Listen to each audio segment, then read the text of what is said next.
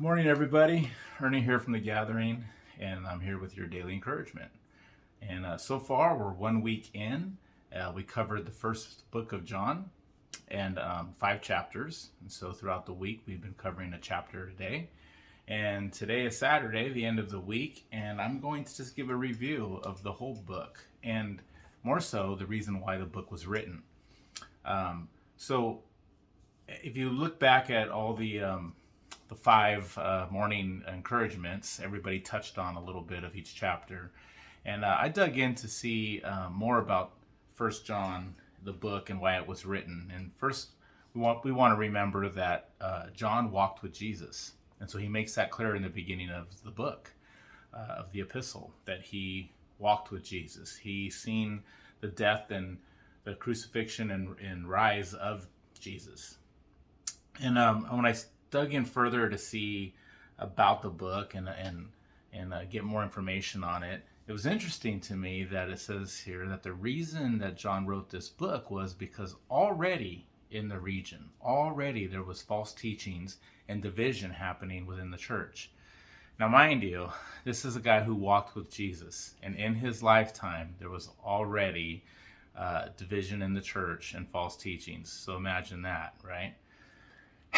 So John wanted to make it perfectly clear about Jesus and about the salvation that we get through him.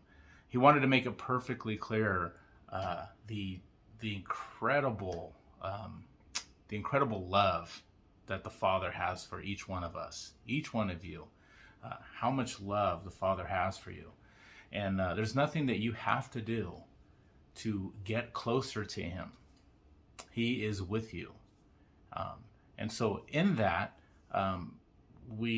Jesus's commission to us is to love one another, right? Love God with everything you have, because God loves you endlessly and unconditionally.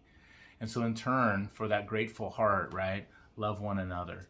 And so I think the message that I will pull out of this entire book of John, the 5 chapters, is if we are to love one another, let's have grace for one another, right? We're all so different.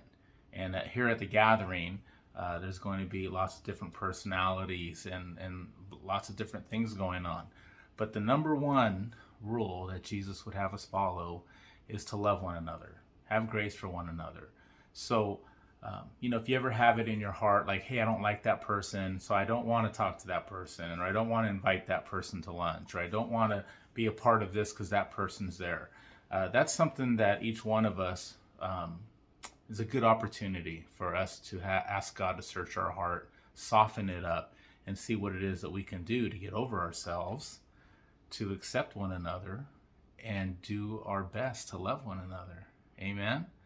So that's my encouragement for the day for you, is to love one another, and regardless of the situation, regardless of the person.